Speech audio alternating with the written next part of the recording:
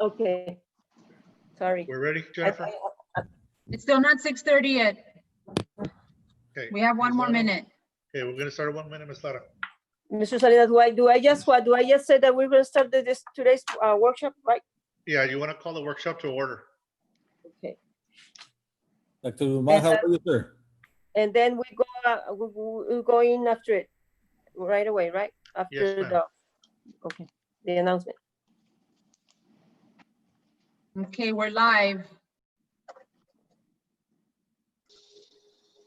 Okay, good afternoon.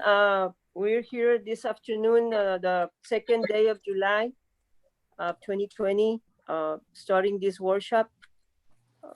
Hopefully our board members get connected as soon as possible, and we're ready to start. Mr. Salinas, thank you for being here. Ms. Dimas, Mr. Barjona. Good afternoon, everyone. Good afternoon, ma'am. Everyone. Good afternoon.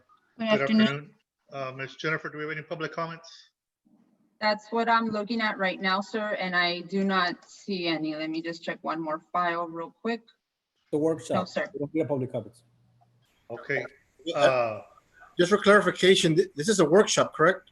Yes, sir. Yes, this is a workshop. I don't think we have public comments in a workshop, do we? Yes, they put their workshops too. Okay, I was Yeah. aware of that. That's Well, good. let's start this workshop. Members of the board, I thank you, Mr. Garza, Mr. Arjona, and Ms. Lara for being here with us. I hope that the rest of the board members jump in if they can when they need to. Yes. And it's a very important workshop because we have updates on lots of things that are going on within Hidalgo ISD. And just so you'll know, if you have a chance to drive through Pirate Drive, through Salinas, through Kelly, through Park, through Diaz, and Hidalgo Elementary Central Office, you're seeing lots of good things going on in our district. I know right now with the COVID, it's a scary time. You know, bless you.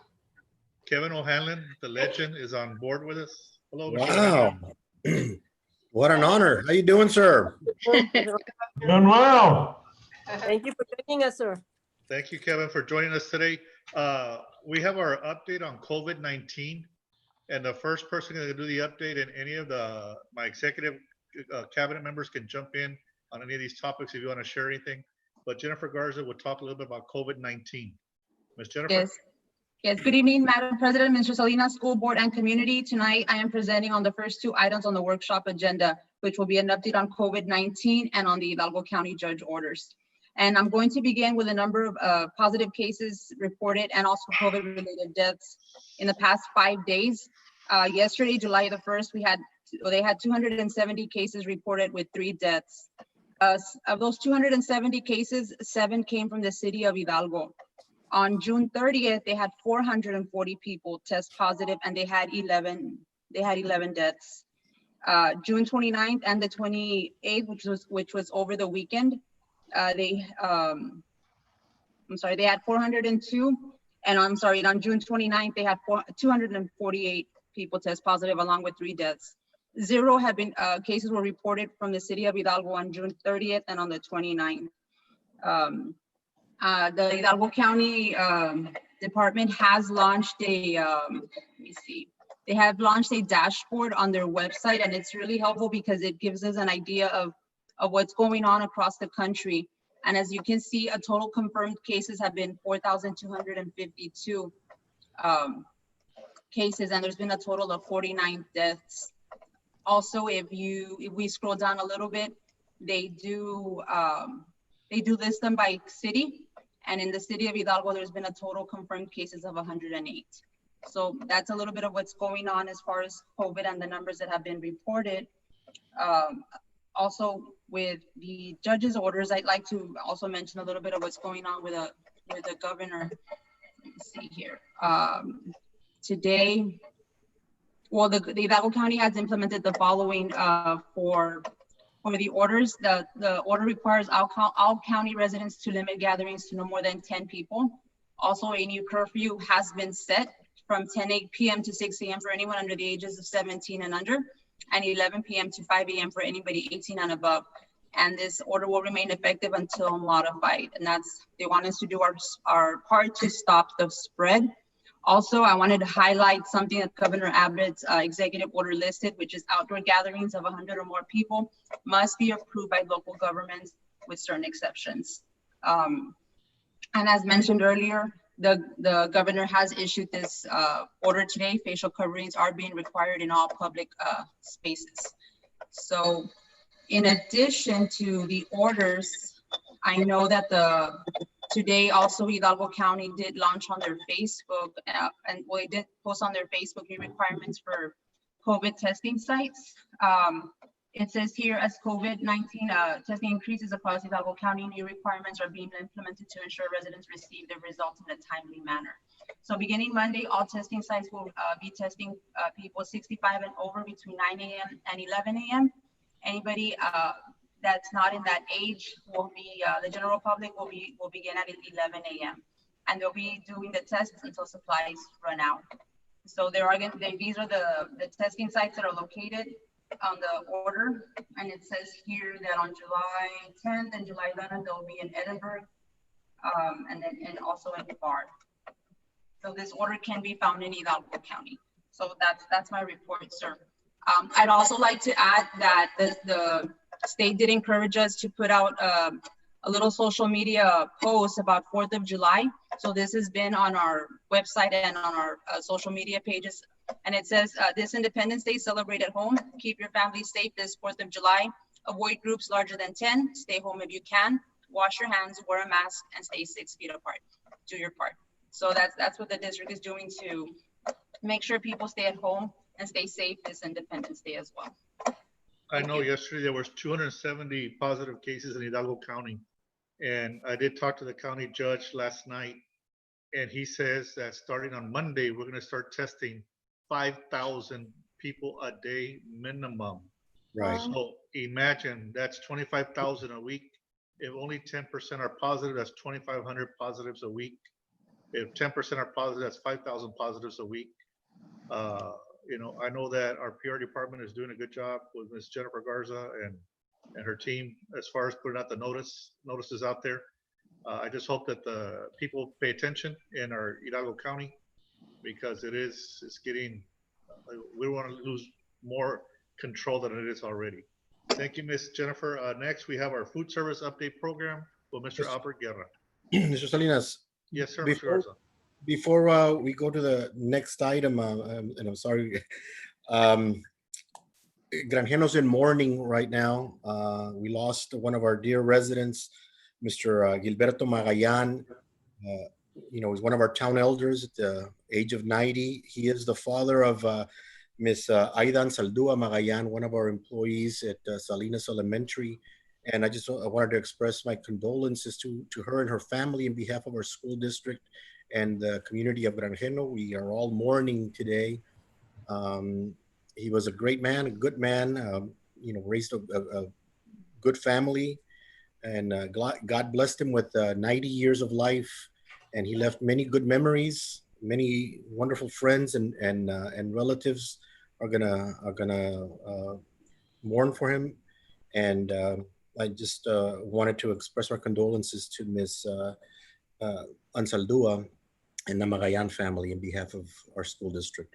Yes, May he rest in peace. The Magayan family from the board of Hidalgo ISD, the superintendent. Thank you for letting us know, Mr. Garza. Thank you, Mr. Garza. Yes, members of the board, at this time, we do have a food service update by Mr. Albert Guerra. Is Mr. Guerra, It's frozen. is Mr. Guerra on? Jennifer? Yes, he's muted. Good evening, everybody. Good evening. Oh, he's there. you go. I'm sorry, I apologize for that, Madam President, members of the board.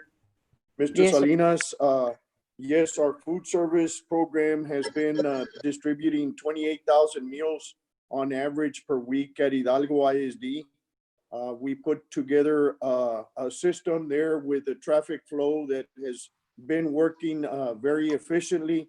That was the ideas of Mr. Salinas, myself, Mr. Requena, and part of his team. I think the job that they're doing is really admirable. I want to take this opportunity to thank everyone within our food service that they're doing a great job in providing a service to our community that is second to none. Not only are we providing something for them, but it's extremely healthy. Those meal kits are, I would put them up against any meal kit that is out there. I wanted to take this opportunity to recognize them. I know that we've had our setbacks, we've had our hurdles to climb. We've had a couple of people that have tested positive and other people that potentially were exposed and all of those things. But I feel that now that we have a team 1 and a team 2, we won't completely close any sites. We had to shut down one temporarily for one meal distribution, but we came right back to the drawing board and made some things happen to be able to feed at Granjeno, at Central Kitchen, and at Park. So a great job again. I want to thank the board for their support on this endeavor that is really something that our community needs at this time. Yes, members of the board, I want to thank Mr. Guerra, Mr. Requena and the whole food service team. They're the true heroes to our community. They're in there day in and day out feeding 28,000 meals a week. That's unbelievable that we can do that.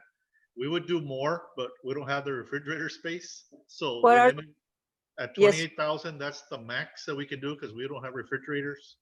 I know that the county and Governor Abbott's office asked if we would help store food for them for other things, and we said we can't because we're doing our own food distribution. Ms. Jennifer, do you have that graph that for our survey that we sent out to the parents? Can you share that? Yes, we did send out a survey earlier this week, and the results are still preliminary, but I want to share this with the board right now. We asked the following question to the community, and so far we've received a total amount of 855 responses. Again, this survey is ongoing, and we asked the question, what describes your situation right now at home with your family and nutrition? And 59% is saying that they are okay, but they are depending on the support of the school district. And it's actually 10% are actually needing more help. So Mr. Guerra, your department's making a huge difference in the community, and numbers, they're here, they don't lie, and it is making a difference in the community as well. Well, thank you very much. But thank you for the board for allowing us to, Mr. Salinas has taken every measure for us to be as safe as possible within our department. And like I said, we've had some setbacks there with a couple of folks that have tested positive for COVID.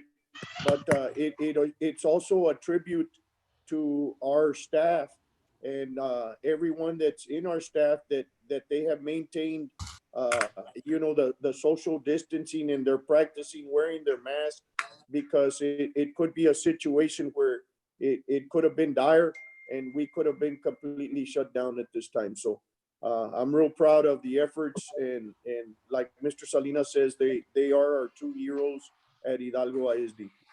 What are the sites that we're working right now?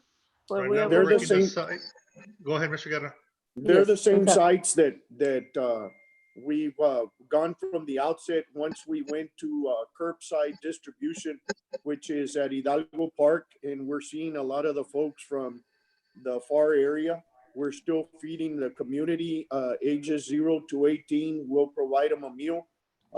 We're feeding out of, really, I said Aida Diaz, even though it's Central Kitchen, which has facilitated everything there for us to work the meal kits efficiently, and the people picking up their foods. And we also serve meal kits at Granjeno.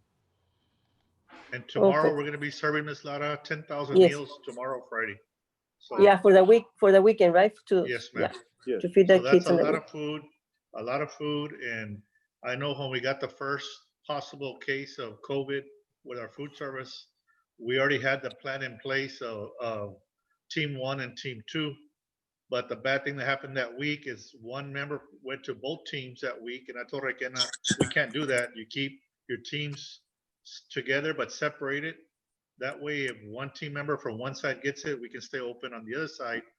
You know, I know that this week we had to close on Tuesday at the central kitchen, but we still got rid of every meal there in Las Milpas. Everybody went to Las Milpas and got their food, which was wonderful. So once again, congratulations to Mr. Guerra, Mr. Requena, and all the food service team for all the hard work that they do. Yes, congratulations. They really work very hard during these times. Yes. Next is update on work schedule. Members of the board, I had put that on there because, you know, once we had that number 400 positive cases, and then this week we had almost another 410 people died. You know, as I told you right before the meeting started, I read an article today that today the United States had over 50,000 positive cases in the United States. And I read the article, and 81% of the people got COVID by going to work and getting it from a coworker. You know, I know they're getting it from a coworker because probably the coworkers have teenagers that are going out to bars and restaurants and the beaches and all that. But that's the number. So I just want to let you know that if it keeps getting ugly, I will set up a schedule that I think is going to be safe for our employees, like I did at the beginning. I think our last day before vacation, Mr. Guerra, is July 8th. Yes, sir. The calendar calls for a couple of days that have exceeded our 226 contract, and we're looking at the possibility of working remotely for 2 hours on the 8th. But really, our last day is going to be the 7th, sir. I know members of the board that are on here, we haven't stopped working since spring break.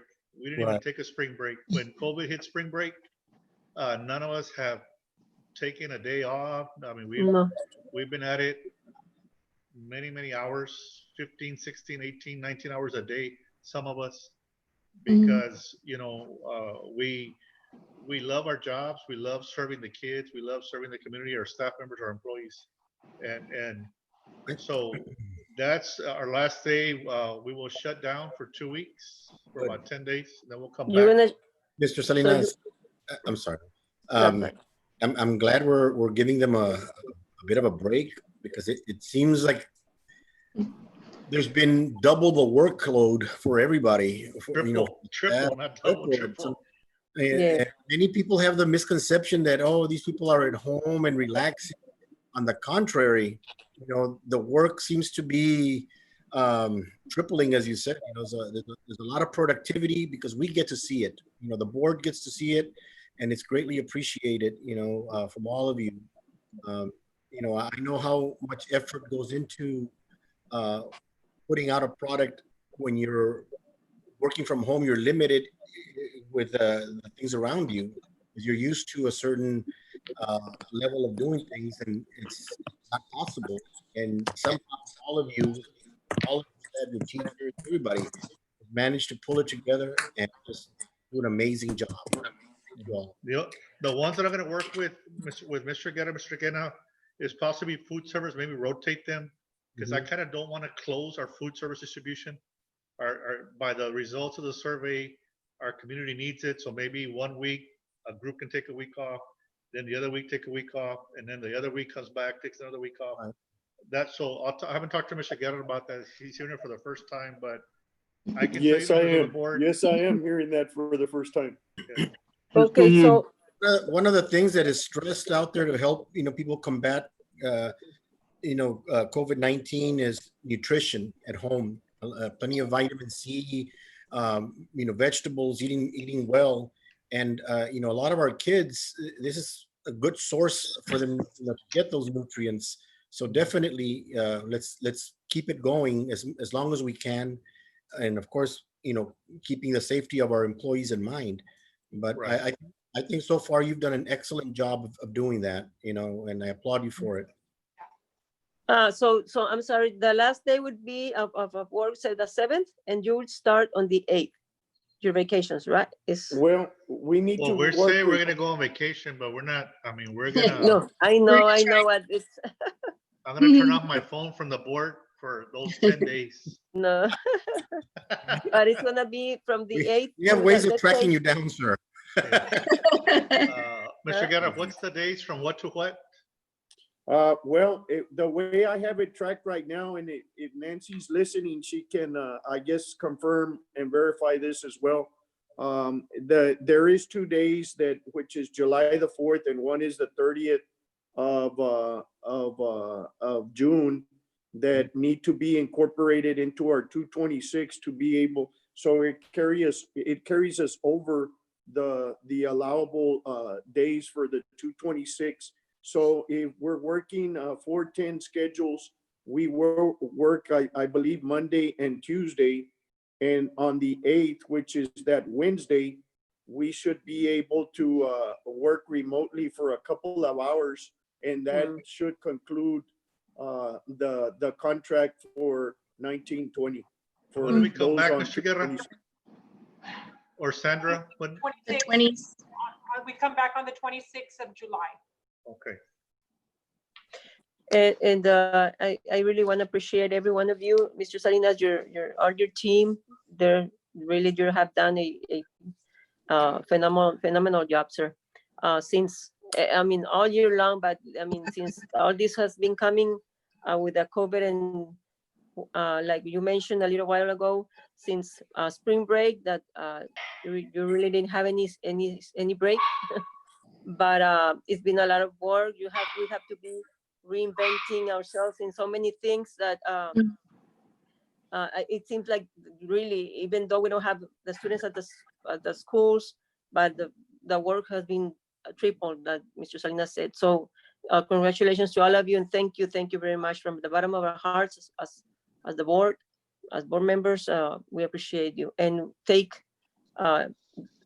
any break that you can during these days. Really.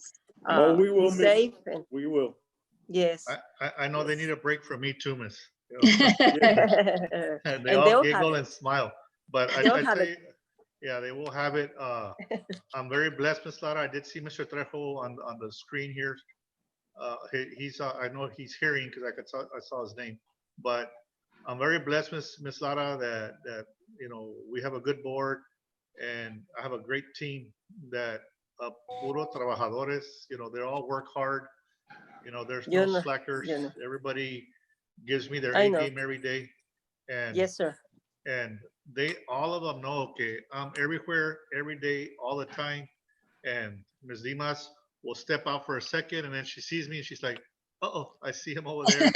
Or like I saw Coach Arjona step out of the gym for a second, and he didn't have his mask on, so I told Judy, send him home if he doesn't have his mask on, because we got to follow rules around here. Mr. Guerra, some of his guys didn't have their masks on. I told him, send those 5 guys home, without pay, because if they can't follow rules, then they Yes. can't be at work. And everybody knows that we have an important job, and our main job is to serve kids Yes. and keep our facilities clean for kids. We got the best teachers in the world that do an amazing job with our children. So we're very, very Yes. happy.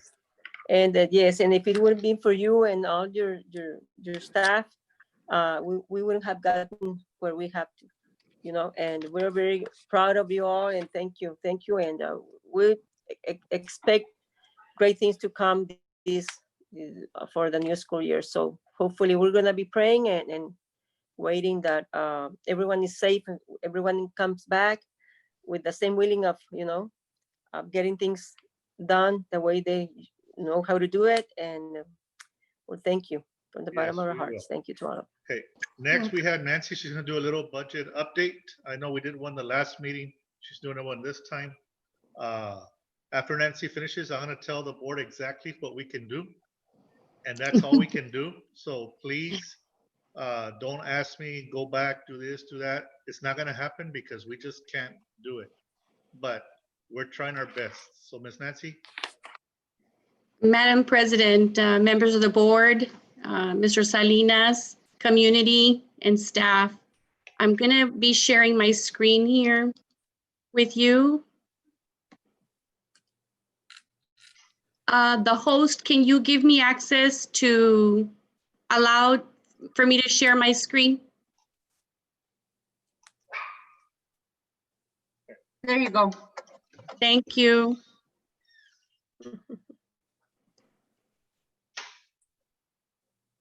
Are you able to see the screen there? Everyone's able to view it? Yes. Okay, so I'm going to provide you an update on where we are with the budget so far. I'm going to focus on information that kind of tells us where we are with revenues this coming school year. And it all begins with, of course, our students. And you can see there a 5-year history from 2015 all the way to a projection for 2020-21. And up at the top, you can see the different grade levels that we have in our district, and you have the total over on the right-hand side. And so for 2015-16, we had 3,166.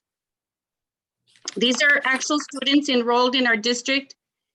3,188 the following year, 3,173 the next year. From these numbers, you can see that we've been very steady when it comes to our student enrollment. We had a nice jump in 2019-20 school year to 3,224. For next year, we decided to just kind of follow along the pattern that we've been having for previous years rather than just projecting too high. So we brought our number down to 3,108. We worked together with the principals to arrive at their numbers. So on the bottom of this chart, you can see some orange or brown. I don't know how you can see it on your screen, but there's some orange boxes and some gray boxes. So the orange boxes are areas where we've seen a drop in enrollment in that particular grade level and which year the drop occurred. But of course, on the gray area, you can see that we've also had some very nice positive growth in the other areas.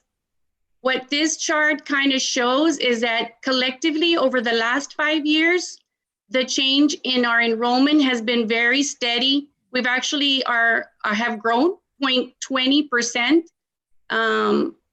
in the district. And that's very good for us. We want to maintain these numbers of 3,188 for next school year. And our principals have been working hard. Dr. Pacheco and her team have been working really hard at trying to establish our registration and make sure that our kiddos are going to return back this coming school year.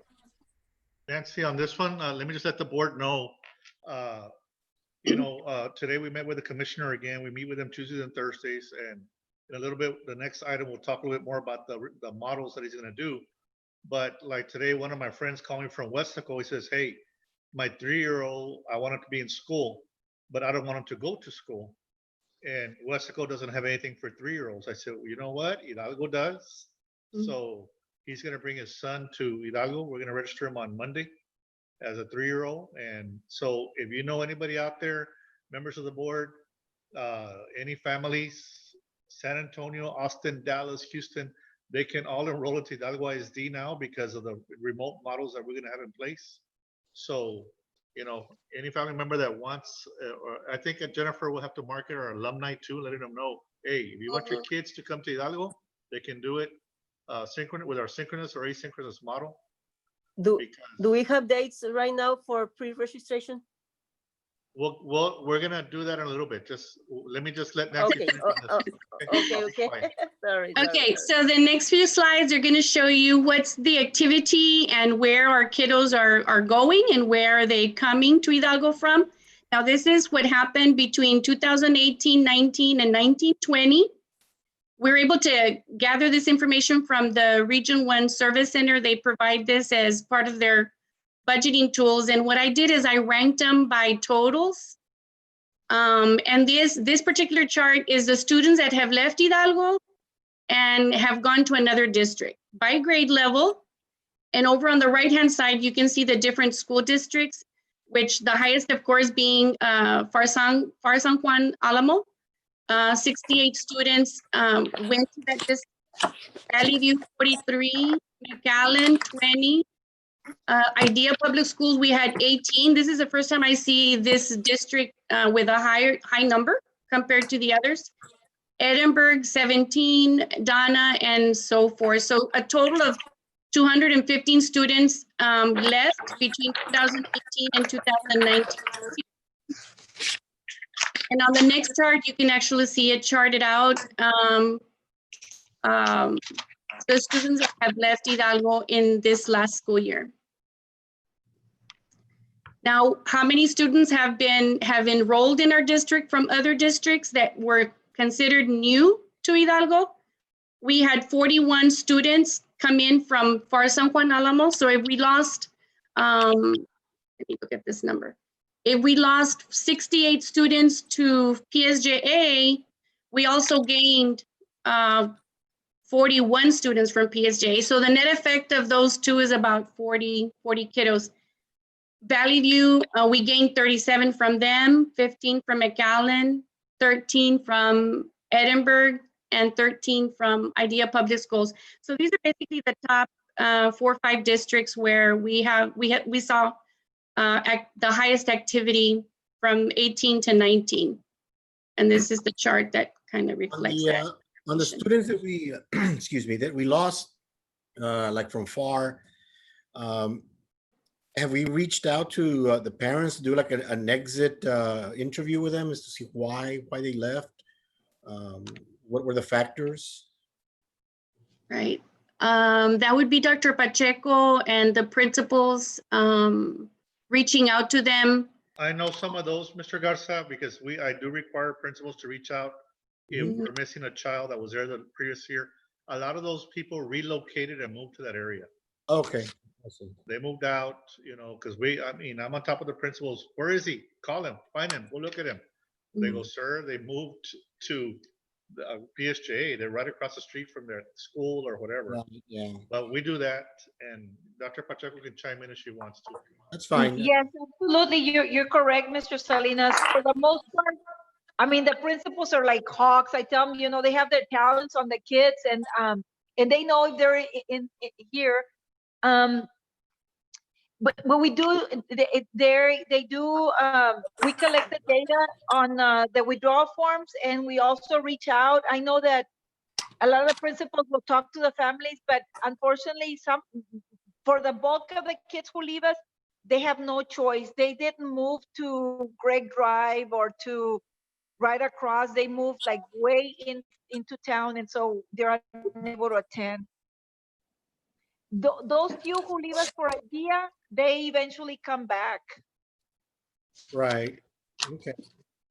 All right. Thank you. Yes. Yes, So the next slide we have is the percentage of attendance. So of that enrollment number you saw on the first slide, this is the actual percentage of that enrolled number of students that are actually on campus. And you have the trend here for the different schools from 2015 all the way through 2019 and 20. The only thing different with 2019 and 20 compared to the other schools is that school ended pretty much on March 13th this year, where the others actually continued all the way through May.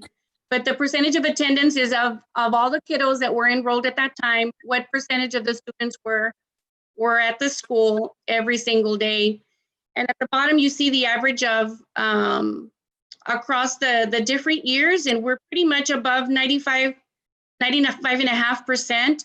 So these numbers that we have, the percentages that we have for 2021 are really the superintendent's expectations that we want the principals to remain above on this. And we look at this at the end of every 6 weeks. Well, Mr. Liz looks at it almost every week and monitors that the enrollment actually takes place at the schools remains above these figures. And by doing that, members of the board, it puts us in an advantage situation for next year with the commissioner. You know, the commissioner has only approved, and we'll talk about it in the next item, he's only approved 2 learning models so far. And he approved an attendance model. And he did say that if you have low attendance, he's going to use this year's first, second, and third 6 weeks attendance to give us our funding. Mm-hmm. Our numbers are very high. So it's a win-win for Hidalgo because we do monitor it carefully. Mm-hmm. So even like we have 100, all kids absent one day, we still get full funded from what we did from the year before. So it's a good thing for us. There's a lot of flexibility at the state level right now. The next item we're going to talk about is how have the property values changed in our jurisdiction for Hidalgo School District. And you can see here a trend of from 2016 all the way through 2020. We're waiting on the final projection, the certified values for 2021 from the appraisal district. But for the previous 5 years, you can see that the taxable value was 482 million in 2016, and it's grown to 640 million in 2020. Now, one thing that we have to look at right now is that as of the 29th of June, which was the last time that the appraisal district posted something online on our valuations, they're much lower than the previous year. Now, we do have over 125 million in property valuations that are under protest right now. So this number will more likely change between now and the 25th of July. But right now it's looking lower than the previous year. At the bottom, you see the percentages. Over the 5-year period, we've grown about 1.22% on the taxable valuation.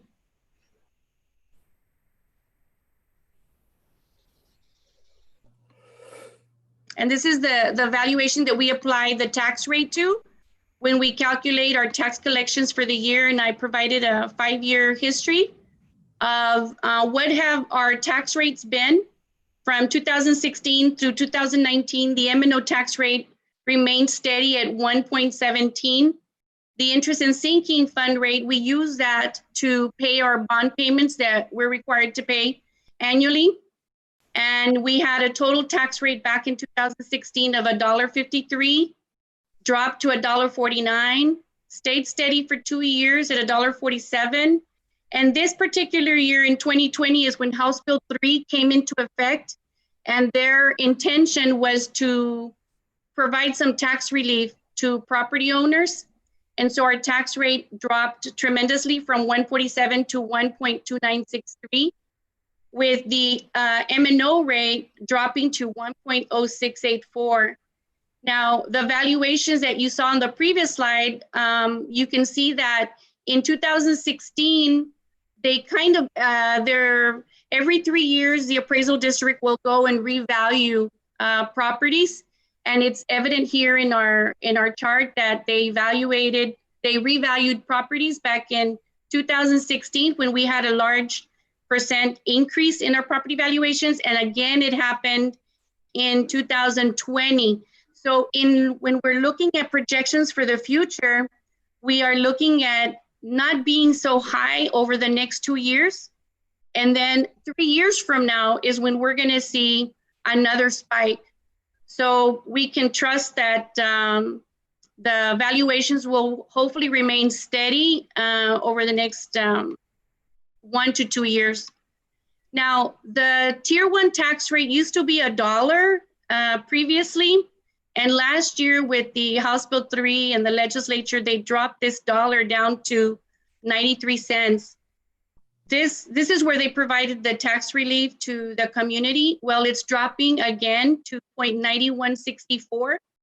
And it's going to continue to drop because their goal is to provide tax relief over a few years. These were the pennies that we were taxing above the Tier 1 tax rate. So what are the changes that we expect from 2020 to 2021? We see that the M&O rate will be dropping a penny, 1.37 cents. The interest and sinking fund, right now we're projecting about 25 cents, but with the valuations not being certified yet, we believe this 25 cents is gonna drop between now and when we adopt the rate. But right now we're looking at a 2.21 cent increase from the previous year. The net effect will be 0.0084. And that's what we're looking at right now, but it'll be dropping when we get final certified values. So our tax collection rate history, once we set the rate and our tax bills go out to the community, how much of that tax bill that goes out are we collecting every year? So in 2015-16, we actually collected above 102%. Then 94% of that levy got collected that year, 97, 96. In 1920 right now, the year is not quite over yet, so we're at 95% already. And we still have to include June and July and August. So with this percentage, collection is gonna probably jump quite a bit. The estimated collections, we're looking at 8 million, a little over 8 million, depending on what that certified value we get. What you can see from the chart is that the total levy and the collections are very consistent. Our community is very good about coming out and paying their property taxes in our community. Absolutely no concerns in that area. So what we see next is once we determine what our enrollment is going to be and what our property certified values were going to be, we use a template that's provided by Region 13 to establish what our revenue from the state is going to be. So some of the criteria that we have is student data. And you can see that our average daily attendance, once we apply that percentage of attendance to enrollment, what number of students are we getting funding on? And you can see that on the first line here. And that's been it was at 2,943 back in 2015-16. It dropped a little bit in 17-18. Then it came right back up in 18-19. And then down in 19-20, and we're right now the state figure that our PEMS department has submitted is 2,889.93. Now this enrollment number, if we go down to the revenue side, because there's a lot of data that we look at when we're calculating state aid. The regular program allotment is for our regular instruction, and that one was at 16.4 million back in 15-16. It's dropped to 15.9 million. With House Bill 3, they separated the small mid-sized allotment from the regular and put it out separately on the template. In the special education area, from 1.2 million, that one's been increasing and is projected at 1.5 million next year. Now, one important thing to note is that the state has certain expectations from the district when we provide services to students in these particular programs. This is a required percentage that we must expend that year out of the allotment that the state gives us. So we monitor this every month with the principals on how they're utilizing their budgets. So overall, for tier 1, which is the instructional side, we're expecting about 27.8 million. We got 27.8 million last year, so that's pretty steady there. One thing also that we're getting next year is the amount that the state share is for the bond payments. When we enrolled with the IFA program, which is the Instructional Facility Allotment Program, and the Extended Debt Allotment Program, the state agreed to share on some of that cost. And these numbers change every time our enrollment changes. So the reason that this number is dropping from 554,000 to 354,000 is because we are paying down. The amount that we're going to pay this year is a lot lower than the year before, which we talked about previously in another meeting. And then the instructional allotment is also dropping to 893,000. So for next year, from 28.3 million at the end of August this year, we're looking at 27.7 next year. And that's a lot of numbers, so I won't go through all those numbers. The next part that we have are the federal programs. And I charted them because to me, it's easier to see it in a chart, but the Title I program was pretty high in 15-16 and gradually it decreased. But overall, over the last 4 years, it's remained pretty steady.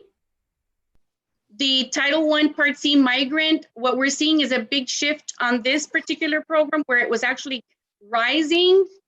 But for this coming school year, we had a huge drop in the new allotments for this coming year. And Dr. Pacheco, you're welcome to chime in any of these programs, but we're dropping quite a bit in the migrant program. For special education program, it had a huge spike in 2018-19, and then it came down a little bit, and it looks like it's climbing back up again. And that's that one. And then the principal training program funding that we get, pretty steady for the last 3 years. We expect that to remain. It's actually climbing just a little bit. The Title III for our limited English proficient students has also remained quite steady.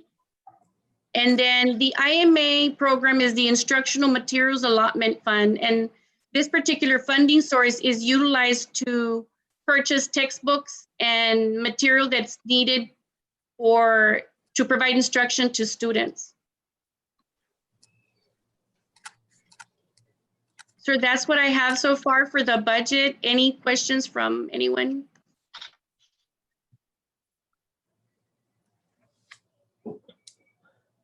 So you mentioned, Ms. Cavazos, about ending with a 20, it was 28.3 for 2019-20, right? The budget, previous budget? Yes, the state aid. Yes. Yes, it's dropping slightly. Let me rotate this. And then you mentioned 27.7 for next year. Yes. This is only the state aid portion. There's a lot of other revenue sources that are built into the budget, but for the state is about 85, 87, 89% of the entire budget. Yes. And there, Ms. Lara, you know, we're constantly working on the budget. We're looking at every penny because at Hidalgo, we don't count dollars, we count pennies. You know, I drive downtown Hidalgo and there's about 38 businesses that are closed down. And I even had Memo counted more than me. It says there were more than 38. But, you know, every dollar counts for us. And that's why Hidalgo's a place to be, because every single dollar we make sure that we're spending it in the right areas that we need to. And if you look at Hidalgo ISD over the last 3 years, you see improvements everywhere in the district. Thanks to the board for supporting us. Yes. As we move forward, you know, we're looking at going with a 2% across the board raise for everybody in the district. That's the most we can do right now. If we find money in the future, we can come back. It is an item in the agenda for Monday's meeting. For Monday. That on the compensation plan that we need to approve. That way we can start focusing on getting the budget tighter with better numbers. And if we have to make an adjustment on that, we will. But that's what we're planning to do with the budget for the employees. I've talked to other superintendents close to Hidalgo ISD, and they're not doing anything because they just don't have the money. Nancy and I were able to save a little bit of money from last year to make sure we can take care of our employees again this year. But as we move forward, we'll try. If we can do any more, we will. But right now, that's where we're at. Yes. Yes, Okay. and thank you, sir. Thank you, Ms. Okay. Sanchez. Thank you. Next, we have an update on our calendar schedule. And our calendar schedule, Sandra will jump in a little bit, but today we did meet with the commissioner. He talks about 2 models, and we'll put them up there in a little bit. But the 2 new models that he's already approved are remote models. And in a little bit, también a graph from the parents, what the parents are saying. But the 2 models are called Synchronous and Asynchronous models. Synchronous means face-to-face with the teacher, virtual, at home. They have to do so many required minutes, which I think is 2 hours a day. Asynchronous is where the teacher can do videos and workbooks and packets and all kinds of stuff like that. The kids don't have to be on Zoom with them, and we get credit for that too. And he's going to be talking to us later about face-to-face. Sandra, you want to say anything about this? Yes, I don't know if Jennifer can share the screen for the adopted calendar for the 2020-2021 school year. But good evening, members of the board, Mr. Salinas and community. At this time, given the fluidity of the situation because of COVID, our school district continues to stay abreast to all of the changes and all of the guidance that we're getting from TEA and the governor and the CDC. And at this point, we are still following through with the adopted calendar that was approved by the board back on February the 10th. And that includes a start date for staff or for teachers really starting on Friday, August the 7th.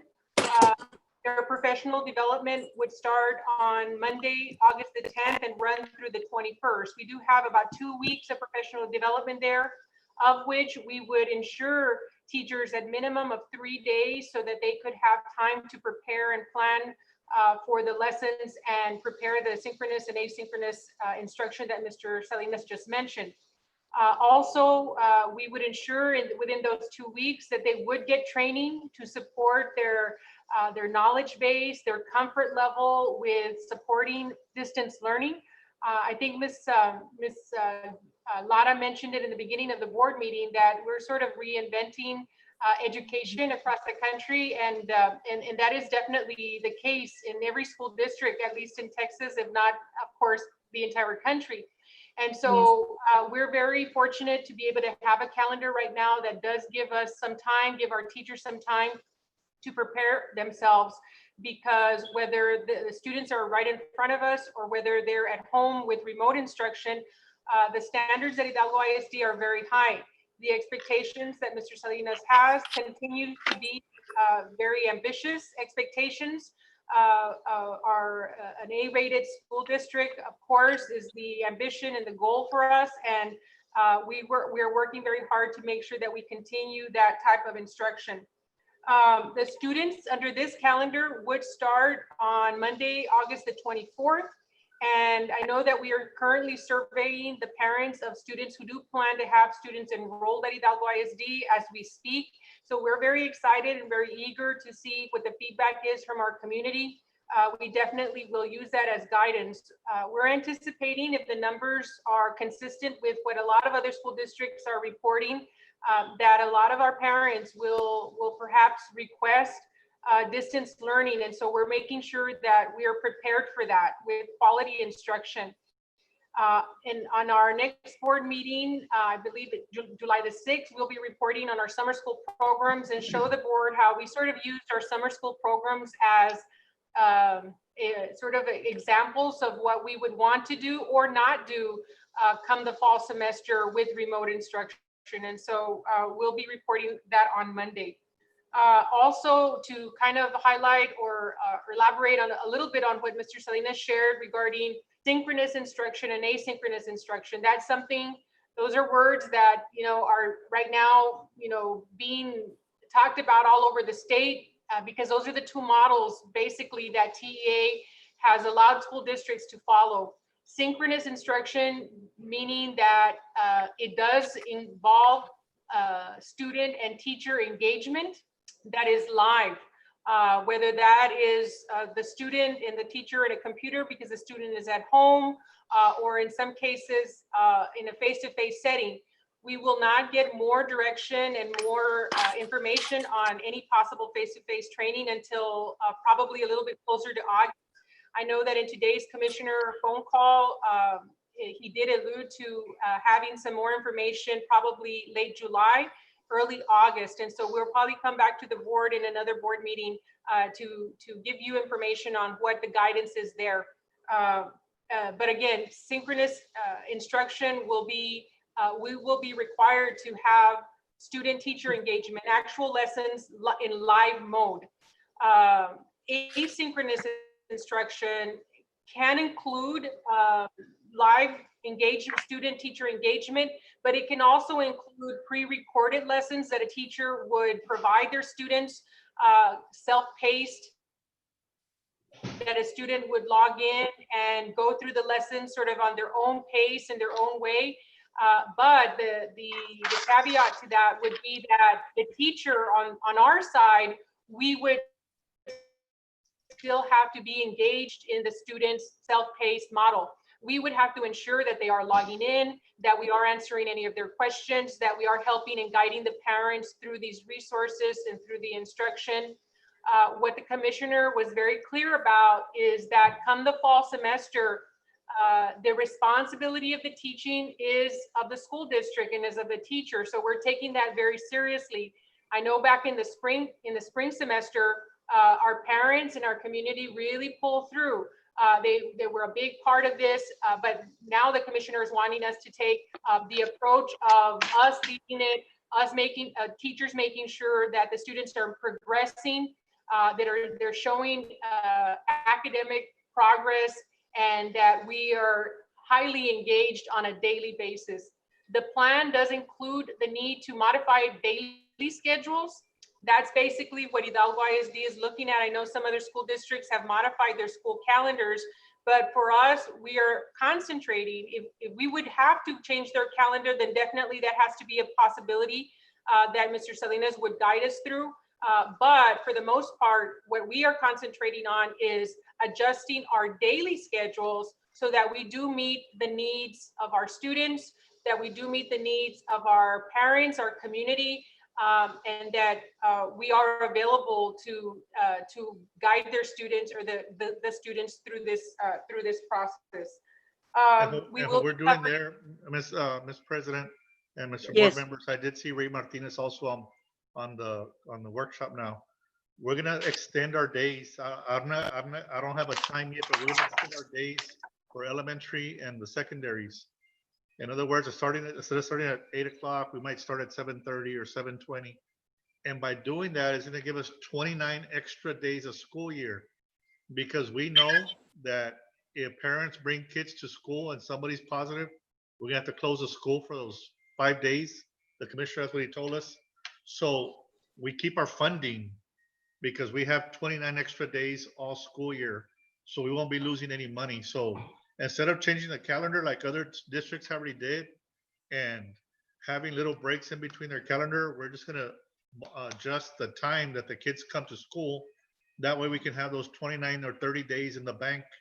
So if we do close because of COVID, the kids, then they're not gonna penalize us with any funding issues. So that's what we're doing. Yes. So Yes, I'm go sorry. ahead. Yes, when you're talking about 7:30, 7:20, you're talking about virtual, right? Being in the computer or No, well, that's the time school starts. Whether it's on a computer, whether it's inside the building, whether Okay. it's at home by yourself, it's at 7. The time is not set, Ms. Lara, so I'm just saying we're gonna start earlier. We'll announce Okay. it later Yes. once we get it down with Ms. Villegas and Dr. Pacheco and the teams to know exactly Yes. how many days we can get. Yes, right now, the principals, of course, the priority and our responsibility is to teach all the subjects Monday through Friday. And so they are looking very closely at the minutes of instruction. But I do want to thank, Mr. Salinas and his guidance and in his patience through this process in holding on to our traditional calendar so far, because like he mentioned, the additional minutes that we do have in our daily schedule does give us some wiggle room there in case we were to need additional days because of closures. But the critical part of it is giving our teachers those 2 weeks of professional development front loaded in the beginning, because when we talk to teachers, their biggest concern is just give us time and we're going to get it done. They did a fabulous job in the spring, and that's because they had absolutely no warning. We all left for spring break thinking we were going to have a week off, go and do our business and have fun with our families. And yet, by Monday or Tuesday of spring break, we were being told that we probably were not going back. And so even with that, like no warning, they did a fabulous job in putting a spring semester together for their students. And we're very proud of that. But I know that if we do give them time, If we give them the tools, I know we're ordering technology devices for our students. We've been ordering, I think, almost 1,000 laptops so far. And we plan Great. in the fall to purchase more to make sure that we're able to provide and support remote instruction if our children do not have it at home. But we're also looking very closely at supporting our teachers to make sure that they do also have the technology devices, whether they're teaching in their classroom, out of their classroom, or because of closures, they're sent home to work out of their houses. And so laptops for them, hover cameras for them so that they can project and they can broadcast their lessons live and do the same quality work that they're used to doing. So with that said, I also just want to mention at the end that STC, we have been notified by South Texas College that their instruction will also be exclusively online. There will be few situations where they require a lab, maybe in classes like our welding classes, some of our CTE related classes at STC that require that live lab setting, but otherwise everything else we've already been told it will be 100% remote learning as well. So that is our report or our update to the board on our school calendar so far. But we'll come back regularly to inform you if anything changes. And one last thing there, members of the board, and then I want to see if Jennifer can share a little screen. Synchronous is only for 3rd to 12th graders, and asynchronous is only for pre-K 3 to 12th graders. Okay, so those remote models are for those grade levels because, again, the commissioner says that the pre-K 3 to 2nd grade don't have the attention span to be on a computer for 4 hours with teachers. I think different. We have amazing teachers that get them engaged, that will make it interesting, but that's what the state's going to fund, so we're going to follow whatever rules the state tells us. And next we have Thank you. Monday. Thanks Thank to you, Ms. Cavazos. Yes. Jennifer, do you have a little graph on the voting so far on the type of instruction the parents want? Can you explain that, Jennifer? Are you on mute? Mm. If you see, I can't hear Jennifer. I think she might be on mute. But if you look at that, members of the board. You're muted. I'm sorry. Here we go. Okay, yes, again, we have 855 responses right now. The results are preliminary. We have a survey out in English and in Spanish, and about 58% in the Spanish survey.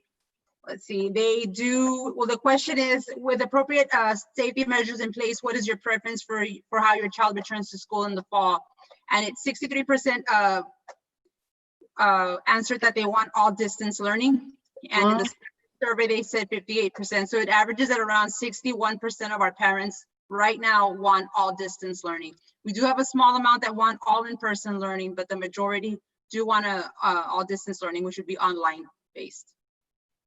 So if you have board members, if you have children or grandchildren in our district, make sure you do the survey. If not you, if you have children, yes, but if you don't have, if you have grandchildren, remind your sons or daughters to do the survey, por favor, because the answers are important to us.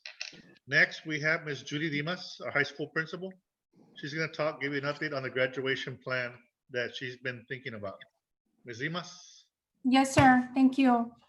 Good evening, Madam President, members of the board, Mr. Salinas, and community. Tonight, I'm presenting a graduation plan for our students. Jennifer, if you could start sharing thank you. You can go on to the next slide. So I wanted to start off, I know that Ms. Garza already shared some of this information about the data for Hidalgo County.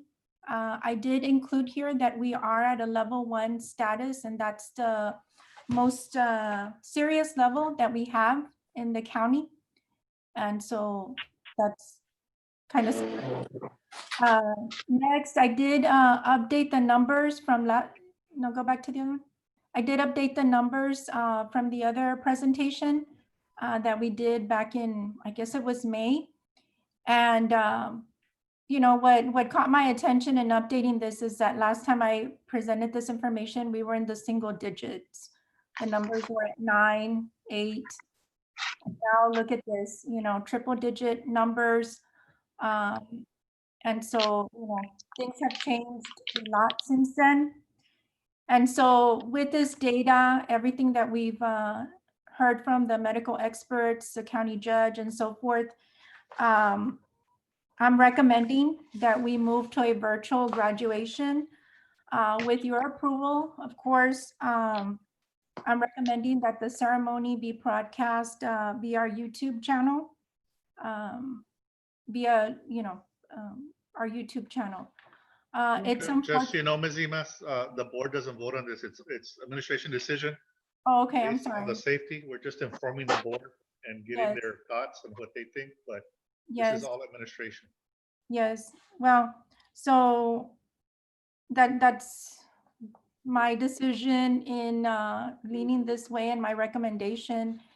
It's not easy, right, to make these decisions, but it is for the safety and security of our community, our students.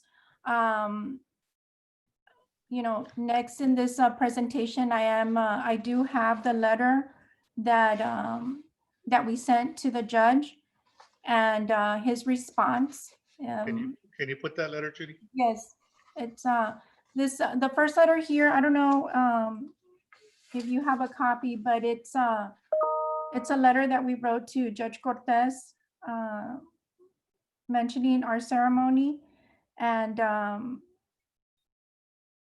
let me. I don't know And if we you can want me. and we can email that letter to you, board members, if you want it. But what's important here is and I think I'll read that letter, Mr. Salinas, if that's okay. Yes. The next slide, and it says, "Dear Mr. Salinas, I am in Oh, receipt." can you read my letter to the judge first? Oh, yes, sir. The letter from Mr. Salinas to the judge says Hidalgo ISD is scheduled to hold its graduation ceremony on July 10, 2020 at the district's outdoor football stadium.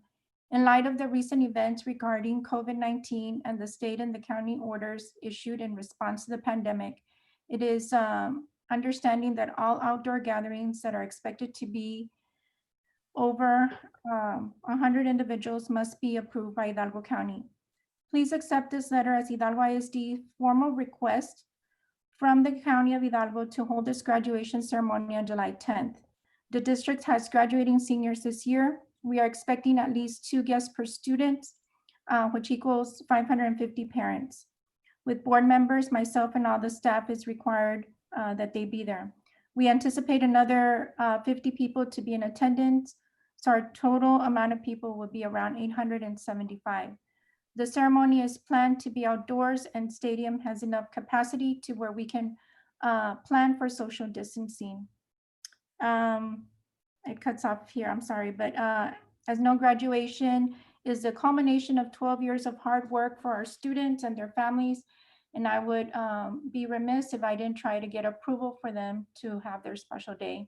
Thank you for your consideration in advance, and thank you for doing all you do to keep all the residents safe, Hidalgo County safe.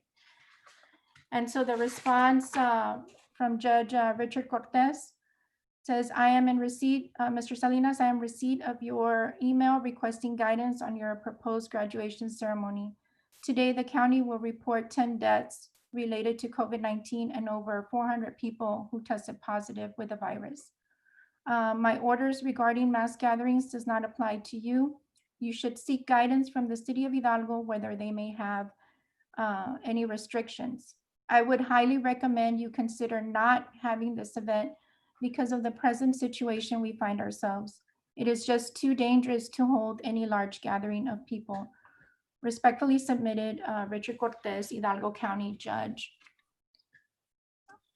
So those are very powerful words, statements. And members of the board, after I received this letter, I reached out to the Hidalgo County, the city of Hidalgo Mayor Coronado, and he also agreed with the county judge that it is a very dangerous time to hold a ceremony like this. And I told him that the school district also feels the same way. Ms. Dimas, do you have a date already for the virtual graduation in case that It's gonna stay July we 10th, listen- Ms. Lara. It's gonna be July 10th. You wanna, right now in Hidalgo, as you can see on that slide, we have 108 active cases in the city of Hidalgo that currently have COVID, and we have 562 in the FAR area. That's a lot of COVID positive people in that area. I kind of see that the spike in the county has been because of the ones who did have some graduations outside. There was lots of people. I know Westlaco, Donna, and Cauchelsa last week canceled their outdoor graduations, and they're doing a YouTube Zoom like we did, like we're gonna do. What Ms. Dimas is recommending. So it's unfortunate that this is a time, but the safety of all our kids, all our community members, the board, their families, everybody's family is what's most important. You want to continue with the next slide, Ms. Dimas? Yes. So based on the data, once again, provided by our local officials, including the Mayor of Hidalgo, again, it is my decision that we move to a virtual graduation. I did include here, and I thought it was really important that I mentioned this, that counselors, I'm going to make them available next week to speak to the students, you know, because this is probably very disappointing to them. I know it is to us as well, but again, the safety is what's most important. You know, students might want to talk to one of their counselors and just kind of express their feelings about all this, and I'll have them available next week. They can email them and we can make a phone call appointment with them. The next slide, like Mr. Salinas said, we're keeping the same date, same time via YouTube at 7:30. The next slide. We're going to be following the same traditional graduation program with the speeches and of course reading out of the names with their graduation picture. After that, we are planning a fireworks finale, and we're inviting the students and parents to watch from their homes or from their vehicles there outside Hidalgo Early College High School. We wanted to keep that tradition that Mr. Salinas brought to Hidalgo ISD, which we absolutely love having the fireworks after. So we're hoping to be able to do this on Friday, the 10th. And then I did include here the graduation pickup, again, because of the safety and security of everyone. We did create a schedule with time specific for by last name. And then again, if they're not able to make it, this is the Monday after graduation. And they'll be able to pick them up the 27th once we open back up. So. Ms. Dimas, who would be allowed at the fireworks where they take place? We're just inviting all the graduates and their parents. I mean, yes, on their vehicles, right? Yes, but so they can watch from their house, like you can watch from your house, Ms. Sara, because you live right there. Yes. If the parents or the kids live by there, which we have a lot of kids that live by the high school, they can watch it from their houses, or they can drive on Pirate Drive and park their car and watch it there at the time that we're gonna let the fireworks go once our celebration is over.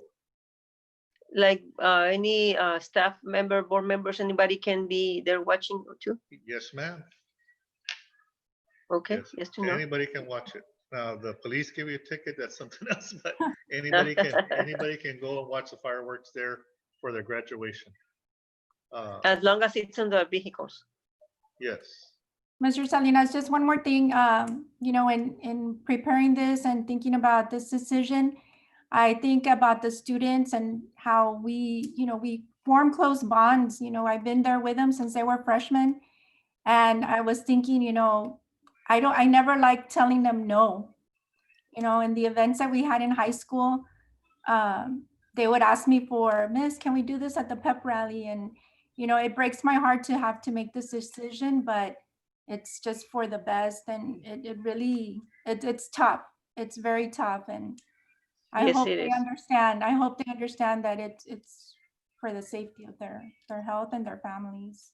I know that the class of 2020 has been an amazing class. Yes. You know, I say it's a class of champions. They won in everything. They won in fine arts. They won in dancers. They won in cheerleading. They won in athletics. They won in UIL academics. They won in everything. This was truly Yes. a class of champions. It's an Mhm. amazing class. A lot of students with associate degrees. Mm. It's just been one of the best classes ever since I've been there. You know, it's my 4th year, you know, and I know that this is a very tough decision, but we know that the kids are amazing leaders. And one day they're going to look back and say, you know what, even though we didn't get to walk at Bill Pate Stadium, that we're still Pirates. We're Pirate strong, Pirate proud. We got through this COVID together. And let's go to college and take care of business and come back and be leaders in this community when we get out of college in 4 years. So we'll do something for them next year. We'll plan it out, Mrs. Judy and Miss Jennifer. We'll do something, a reunion for them. And, you know, once the vaccine is developed and it's safe to be out there around people, you know, we'll do something special for the class of 2020 because, you know, Yes. they've been an amazing class. Yes, sir. You're right, Mr. Salinas. Thank you very much, sir, for thinking for our students in this. So tomorrow, Ms. Dimas, Ms. Jennifer, and myself will come up with a message to the community. We'll come a message to the senior class. We'll send them a notice, letting them know, you know, Ms. Dimas, you know, that for the safety of all involved, that this is best for them for right now. It's just a bump in the road, but our kids are amazing kids. You know, they're gonna get through this, and we're gonna get through this together as a team. I know Ms. Dimas has been it's been weighing a lot on her mind, this decision, but you know, safety is number one, not only to the kids but to their parents. And like I said, we'll do something special for them when we come back. Any other questions, members of the board? Thank We go you. to the next item. Mr. Salinas, Yes, is sir, there any Mr. other high school having graduations in the future? No, You know? Westaco canceled, Donna canceled, Ecate also canceled their outdoor graduation. I know, but it could also have a virtual one. But how about the rest? Are they waiting to have it later? They're not gonna have them no more if they were gonna have them because COVID is too hot out there in the area. So I know I talk to a lot of superintendents every day, and everyone's doing virtual. They're not gonna risk the lives of kids or their parents for an outdoor ceremony at this time or in the future. They're not gonna do it in the future either. They're just gonna do a virtual, and the kids get to go to college. So, sir, another question is, so it's proven fact that a lot of the people that were affected were because of the graduations? Well, I know that one of our high schools had 20,000 people in the audience in 4 days, and that city has over 90 positives a day, every day for the last 10 days. So it's a proven fact that when a large gathering is assembled together, that possible COVID spread will be all over the place. You know, that's not me saying, it's the experts, the doctors. You know, we also thought, because I know back in the day, you know, the board talked about June 26th or July 10th, and even on June 24th, the county judge closed down everything. You know, so we couldn't even have it on the 26th if that's the day we would have picked. You know, so you know, unfortunately, and all the experts said back then, right? And Ms. Dimas and I know, because we talked about it. All the experts says, wait till the summer, wait till the heat, wait till July. The COVID's going to be dead with the heat and the humidity. Well, it's getting worse and worse and worse. You know, the experts say we were wrong thinking that this virus would die with the heat and the humidity. It's spreading like wildfire. I know Hidalgo County is a disaster zone right now. They sent a bunch of new ambulances yesterday, 2 strike teams, 10 ambulances to Hidalgo County alone. They sent a bunch of nurses from up north because the hospitals are at capacity. You know, Mr. Salinas, it's just, It's just a very dangerous time for everyone in Hidalgo County to be anywhere around people. Mr. Salinas, I know Yes. that when we voted to wait till July 10th, we did so with, doing so with the best information we had on hand, and the Yes. best of intentions. We had all hoped that the heat would subside the spread of the virus, but unfortunately, as we've all come to learn, this virus is far more resilient than we thought. It is far more spreadable than we initially thought as well. I mean, it has spread tremendous amounts in the last few weeks alone, and it does not, look like it's slowing down. And that's to paraphrase what our governor said today. Um, Ultimately, we have to make the choices, and you do as well, that put the best interest of everybody's safety in mind. I know this is a tough call for you to make. It is not easy for anybody here. This is not what we want, but unfortunately, it's a reality. People are dying. People are dying every single day. And every single day, we're seeing the numbers rise and rise and rise. Our communities are small and very tight knit. We're very close. One person can spread the disease to many, and it's a reality, and it's hitting us at home. Hidalgo can be affected tremendously if we do something that can put everybody in. So we have to be very careful. We have to do what's safest for everybody. It's a very hard call to make, but we're seeing what's happening. We're seeing it. And like I said, Mr. Garza, the board that night, we made our decision based on the knowledge that we had. We had two choices, the 26th or the 10th. The 26th wouldn't have worked either because the county judge shut down everything the 24th. I understand. And because of the experts saying the heat kills the virus, we thought July would have been amazing. Not only us, but other districts like Donna, Westaco, and Cachausa did it later. A lot of other people did it later thinking it was going to work. And, the districts that did do it, I mean, look at their numbers every day in their towns. They're skyrocketing. And these are cities that are right next to us and cities that are over there in Cameron County that No they're getting community, lots of people. no community is immune. No community is safe. All we can do is take every precaution that we can, to ensure our safety, the safety of our children, our families, and our neighbors. So, would I love to see a big celebration with, everybody there? Of course I would. Of course I would.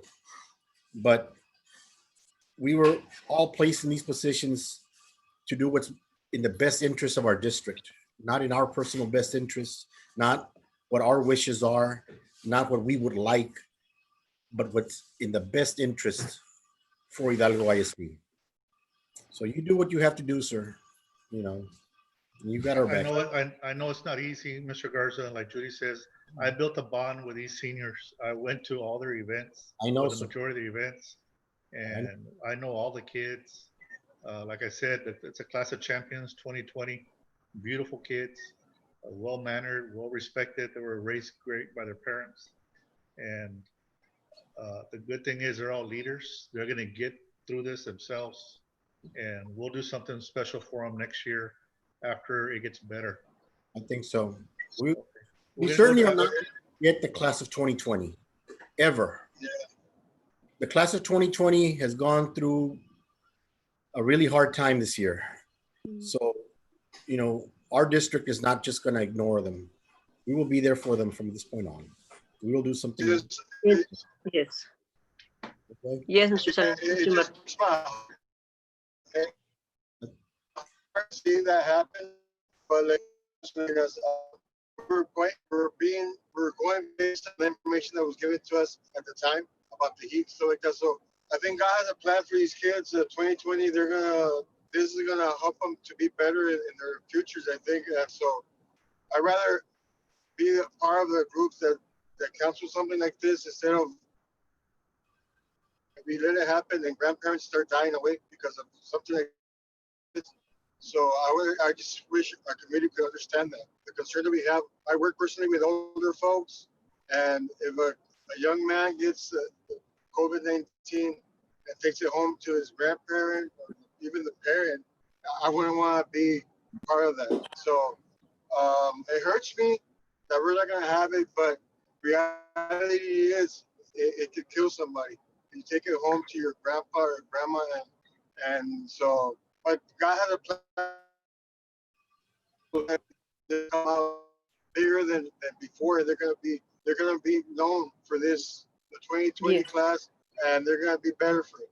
I guarantee you that. And I just I wish the parents that are watching, to understand that we put in this position to take care of our kids and our community members and our employees, and that's what we're doing. And given to our and I know administration by talking to the superintendents from other communities like Westaco, Donna, and Ecalchasa, it hurt them too. And, they hope that their communities understood also. But at the end of the road, it's all about the safety of kids and not spreading the virus, like you said, to their mothers or fathers or grandmas and grandpas or sisters. We have, lots of young kids are getting COVID today. It's unfortunate. And we are very, we know that this generation is has learned a lot from all this, new, that this is new for everybody. So they're gonna be more mature. I know they're gonna be more stronger for whatever they do in their future. Whatever comes to them in the future, they're gonna be more, more prepared for it. And we are very proud of everything they have accomplished. They have accomplished so much during these past years in their lives, and we just want to say that we are very proud of them. And like I said, members of the board, this is a recommendation coming from our principal, and I support my principal, based on the information we got from the county judge and the city officials. We want to do what's the safest thing we can do for our kids in our community. Yes, sir. Thank you very much for me. Hey, last, we want to talk about an update on purchasing policy. We have a purchasing policy that we put on the agenda for next meeting. And you want to go out for it, Nancy? Who wants to talk? Yes. Madam President, members of the board, Mr. Salinas, community and staff, the intent of reviewing the purchasing policy tonight is to kind of just go over, there's many different requirements when we're using local revenue, state revenue, and federal revenue. And the purchasing laws are different for each, depending on the funding source that we are using when we go out and purchase items for the district. What I have here in front of you is a memorandum from the Texas Education Agency that they provided guidance on the federal program side. So basically what they've done is they've broken down to different tiers or different levels. And so what we would like to do come September 1st is align our purchasing policy so that we can better serve the students. And so right now, our local policy threshold is $1,000. And so that's way below what the federal program guidance is. Their first level is called micro purchases. And basically the micro purchase level is between $0 and $10,000. It was changed July 1st of 2018. And they go into detail as to what's required when you're buying light type items that in the whole year would equal 10,000 or more. And that they call that a micro purchase. Once you reach the 10,000, it jumps into another level called small purchases. The small purchase level is a little bit more stricter, and that's between 10,000, over 10,000. The federal government, their next limit is 250,000. So between 10,000 and 250,000, they have a different set of rules. The state, their limit is 50,000, which we currently have been using, and we have it in place in Hidalgo. So we're going to incorporate this tier, the 10,000 to 50,000, as a tier for us. It doesn't exist with the federal government, but it will exist in our school next year, where they recommend, TA is recommending that we have at least 3 price quotations for purchases that fall between this group. And I have a chart that I'll share with you in a little bit of what we're recommending for next year. And we're gonna have training with all staff that issue purchase orders in the district come August when we come back from the break. The next level that the federal government has is 250,000. Well, the state level is 50,000. So anything over 50,000, they require either you go through bids or you buy from approved vendors that the district has awarded through the purchasing process, the bidding process here in our school, or through purchasing cooperatives. And then they provided additional guidance in a different memorandum on the micro purchase, and their intent is to provide some flexibility because of the strictness with federal funds. And so they are saying that 10,000 is an aggregate amount. And what that means is in one school year, once you reach $10,000 of that item, these rules start to apply. The flexibility comes in is when what they call like type items. So for example, technology could be a major category. Well, then under technology, you have laptops, desktops, tablets, you have all kinds of, they're all similar, but they're kind of different from each other. They're not exactly the same. So the district has the capability to establish even subtypes so that the 10,000 threshold is not too restrictive. Because $10,000 with one PO, as y'all know right now, with all the purchasing we've been doing with technology to prepare for next year, we are way above the 10,000 already, and we would be really restricted. So we're going to be applying the 10,000 to what we call like type items, and I will be developing some sort of list and then meeting with staff and getting feedback from them on what they think, whether it's reasonable, not reasonable, or it's still too strict. But we're going to be setting some like-time categories and identifying them with a commodity code. The system has the capability of tracking expenditures once we establish this, so that we can be able to monitor and be in compliance with the federal guidelines. For Hidalgo ISD, what I'm proposing for September 1st, and I don't know if that's big enough for y'all. Yeah, that's good. Okay, when we're talking about non-federal funds, because we purchase from different funding sources, if the purchase commitment in the whole year is between a penny and 5,000, because our limit right now is 1,000. So any purchase we do over 1,000 already falls into a lot of requirements. So we're trying to raise that to 5,000 for this coming school year, where one quote will be required and really nothing else. Once we exceed the 5,000 to the 9,000, then one quote will still be required, but we really recommend that they submit 3. And then we are also recommending that they use an awarded vendor, either through a school district bid or through a purchasing cooperative. And Guillermo's here in the meeting. You're welcome to chime in. Between 10,000 and 49,999, 3 quotes will be required, and an evaluation form will be necessary if they're not selecting the lowest bidder.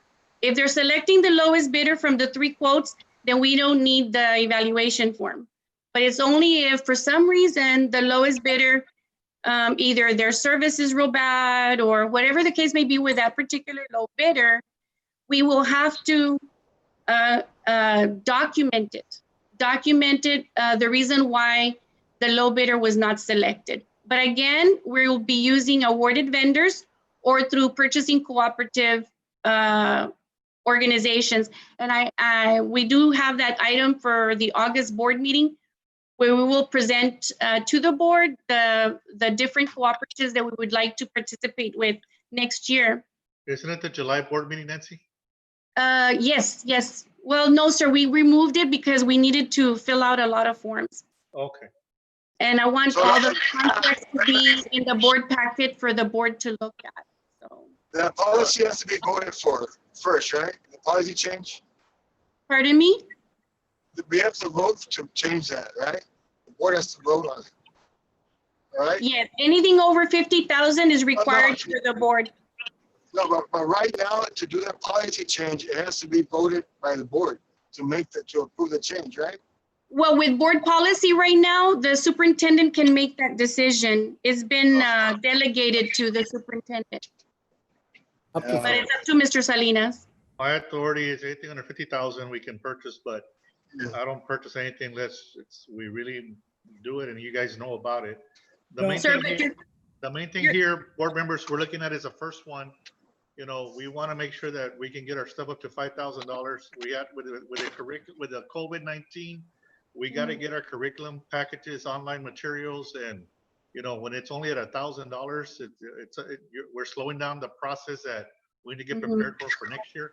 So the main thing here, all this, the rest is the same. All we're saying is on the first one, 1 penny to 5,000. We want to raise it's a penny to 1,000. We just want to raise it to 5,000 because there's lots of software programs and things we got to buy to get ready for next year, and we cannot be wasting a lot of time because everything's on back order. So you got to get ahead of everybody's purchasing, and a lot of people already have it that way, except for us. So we just let you know that it's gonna be on the Monday's board meeting to move it to a 5,000 aggregate, from 1,000 to 5,000, because we got to do lots of purchases to get our online programs ready to go for August.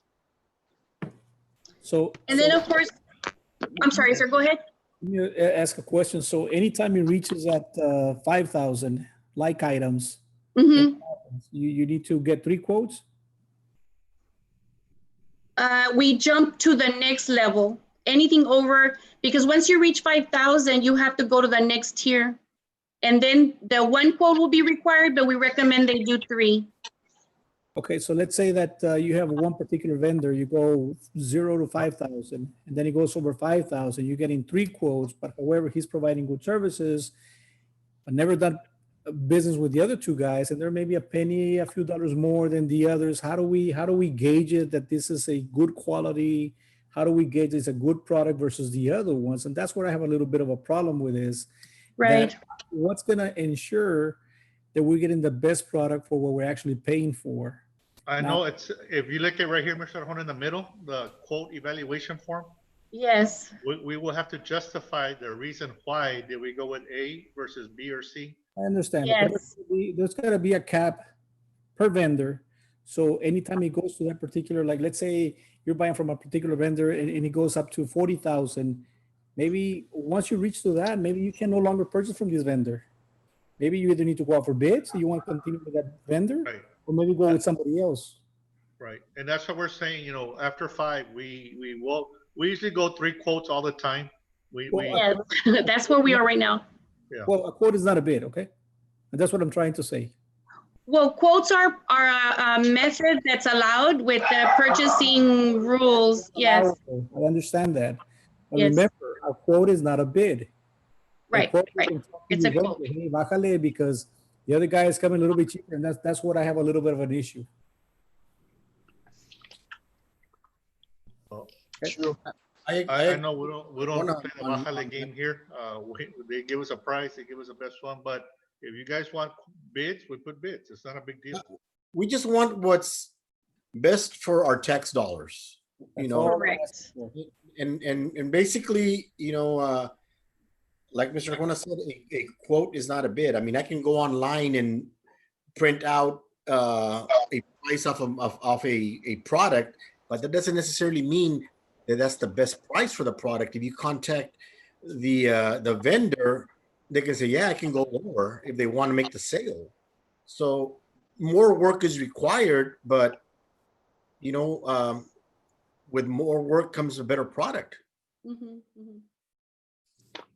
So once we reach between 5 and 9,000, the 3 quotes will be recommended, and 1 quote will be required. And they must go through an awarded vendor, either through the purchasing cooperatives or through a Hidalgo ISD bid. Nancy, change it to 3 bids will be recommended. Will be required. I mean, yeah, required. Okay, 3 bids. we can do that. That's more restrictive, and that we can do. So that would be from. What is it restricting? What do you mean by that? Time? Well, because right now, like 1 quote is the only thing that's required, and 3 are recommended, right? Depending on the item that's being purchased. So requiring 3 is a little more restrictive than just only requiring 1. And what happens sometimes, board members, when we're requiring 3 quotes and we need a product within 2 weeks, these quotes don't come in right away. And we don't, and it's just a waste of our district time, kids' time, the materials that we need, because how many people are you reaching out to get quotes? I mean, if you reach out to 10 and 3 come in, well, that's pretty good. Well, a lot of people don't have urgency to hurry up and submit. They get sidetracked and focus on bigger, better companies or larger companies with bigger I don't know what kind of business they're in, but I mean, in the business of sales, there's got to be a sense of urgency, and especially in today's economy. Well, doing very well. In the evaluation of quotes or bids, I mean, there are about 8 to 10 different areas that you can look at when you're awarding just like the board, I'm sure knows, price is not necessarily anymore the only factor. Yes, we have to consider the budget constraints that we have, but you can use the reputation of the vendor. You can use the estimated delivery of the product, as is right now. It's very important for us that products arrive on time so that we can open school and be ready to go. And if you're not able to deliver, then that can be a factor in considering on the award. Yeah. Ms. Sanchez. Monday. Hello. Yes, Nancy. where would exactly is recommendable the bid? From what amount to what amount is best recommended? The state is at 50, the state requires it at 50,000 or above. But they also allow for you to choose awarded vendors through purchasing cooperatives because they've already gone through the bidding process in selecting vendors for us. Like the buy boards, all the buy boards. You save money on advertising, you save money of putting all the bids together, you save money. They've already done all of that. Yes. And so Okay. you can shop quickly, more quicker. So, but you were saying right now that we're going to change from 5,000 to 9,000 bids? No, we're gonna No, change the from 1,000 that we currently have. Yeah, it's 1 penny to 1,000. We're gonna change it from 1 penny to 5,000. Yes, but that's for quotes. But what about Yes. for bids? Where are we going to decide? The bids It's gonna be 50,000 or over. okay. Yes. So, but you were mentioning about 5,000 to 9,000. What would that be? Well, we're adding additional tiers because of the quote requirement. Okay. Otherwise, anything from a penny to 49,999, only 3 quotes will be required. And so, Okay. Remember, buy board does not mean they have the best price. So you find an item on a buy board, make sure you shop around another 2 or 3 buy board vendors, compare the pricing, and whichever one is the best value, then consider those. But let's just not go with one particular vendor all the time just because it's a buy board. That's what we have a problem with. Just select one particular buy board vendor. Okay. it can deliver. Yes. So we'll update the 5,000 to 9,999 to also be 3 quotes required. Or, I mean, sometimes the product, you cannot find 3 vendors, but we will make every effort to get 3 quotes. Ms. Nancy, if you look at the buy board, you can, I'm sure that you can navigate it through online. You can do a search on those particular products, and it'll give you more than one vendor. Yes, ¿Verdad? Okay. yes, sir. But some of them may not be local or close enough to actually give you a good price because of the distance they are from the valley. So we have to consider all items when we're awarding. Yes, all those factors. Yes. Yeah, Yes, I mean, and their we ability have to lots of- deliver. We have lots of people right now, board members, say, we can do this, we can do that. When is it gonna get here? Well, we don't have it. It's, I don't know, maybe 3 months, 4 months, where you have somebody that has it in their warehouse in McAllen or somewhere else. So, you know, I've been here 4 years and we've been very, very, very frugal with our purchasing and our monies. We check everything. We always negotiate the best price. We don't just throw away our dollars. Like I said, Hidalgo, we count every dollar because we need every dollar because there's no business growing in Hidalgo at all. You know, that's just the way it is, unfortunately. And so we have to take care of every dollar. And board, you guys know, you've been with me for 4 years, and we watch every dollar. And we don't Yes, go to anybody unless we knock them down a couple of $1,000s here or there. And all my team knows.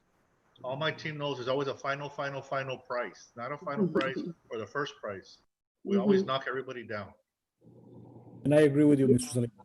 Yes, sir. Thank you. This other chart is with federal funding sources, which we wanted to align to the federal regulations. And so the limit here changes from 5,000 to 9,999 because y'all saw TEA is their minimum is 10,000, right? From 0 to 10,000, 3 quotes need to be obtained, and the evaluation form will need to also be done. The other item that we must do, because these are federal funding sources, is we have to verify that the vendor was not suspended or debarred, because we can't do business with companies that are suspended and debarred. And then we'll use awarded vendors either through a school bid or through a purchasing cooperative. Now, the first level here from 0 to 9,999, we listed here that 1 quote will be required and 3 are recommended. And then of course we get into their limit is between 50,000 and 249.99. This is a very big gap, but we'll follow their guidelines as we purchase items we're using federal sources next year.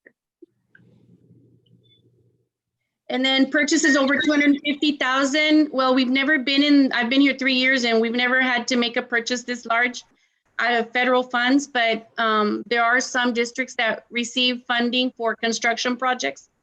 Like, yeah, and so they have to follow this guideline. And so I went ahead and just included it already in our policy.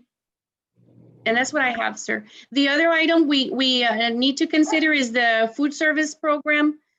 Their purchases guidelines and their regulations, they follow the United States Department of Agriculture and the Texas Department of Agriculture to make their purchases.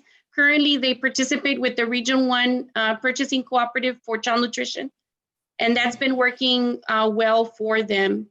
So they have a different regulation that they follow. Okay. And that's what I have. Thank you, Ms. Well, Yes. that's the updates we have for this board workshop. We just wanted to cover some of the things that are going on. We got lots of other exciting things going on. They're not on the agenda, but we can talk about it another day. But you know, the track is almost, will be finished tomorrow. Beautiful track. The marquise was going up, but the company that was putting it up has all COVID positive employees, so they can't do it. I don't want them there right now until they got the staff to do it. But y'all have a chance, go by Hidalgo, go by Pirate Drive. You know, our maintenance guys, our yard crews, everybody's doing a tremendous job cleaning and beautifying everything that we have there. So that's it for tonight. Thank you, board members. Thank you. Any other questions from anybody, board? I think everything has been said clear from Mr. Salinas and his staff. Yes. Thank you. Have a good day, night, weekend. Enjoy this. Bye. Stay safe, everyone. Thank you, Ms. Cavazos. Stay safe.